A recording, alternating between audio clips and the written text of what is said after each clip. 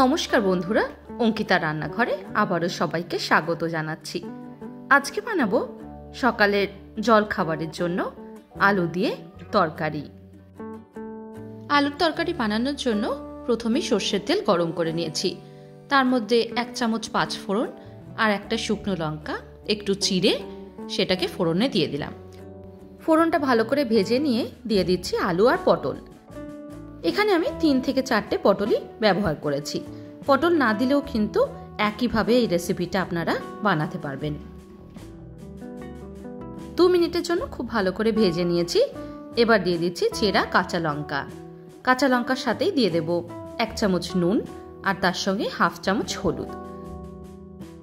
খুব কম মশলায় আর খুব সুস্বাদু একটা রেসিপি।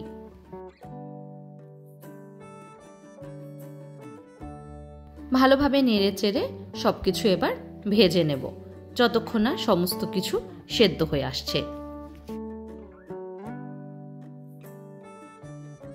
একটু সময় নিয়ে এই ভাজাটা করতে হবে।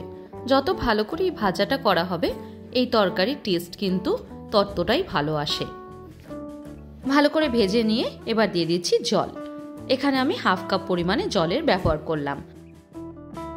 আরও 1/2 কাপ পরিমাণে জল আমি একই সাথে দিয়ে দিলাম। তরকারিটা ফুটে আসা অবধি খুব ভালো করে একবার নেড়ে নেব। তারপর ঢাকা দিয়ে 10 মিনিটের জন্য সেদ্ধ হতে দেব আলু আর পটলটা। 10 মিনিট পর ঢাকাটাকে খুলে দিচ্ছি। দেখুন আলু পটল কিন্তু খুব সুন্দরভাবে সেদ্ধ হয়ে গেছে। এই তরকারিটা কিন্তু একটু মাখা মাখাই ভালো লাগে, তাই চেষ্টা করবেন জলের পরিমাণটা খুব অল্পই ব্যবহার করতে। এবার দিয়ে দিচ্ছি ড্রাই রোস্ট করে নেওয়া জিরের গুঁড়ো। জিরে গুঁড়োটা কিন্তু একদম শেষে ব্যবহার করবেন, তাতে তরকারির স্বাদটা অনেকটাই পরিমাণে বেড়ে যায়। আজকের মতন এইটুকুই। আবার দেখা হবে অন্য কোনো দিন অন্য কোনো রেসিপি নিয়ে। ধন্যবাদ।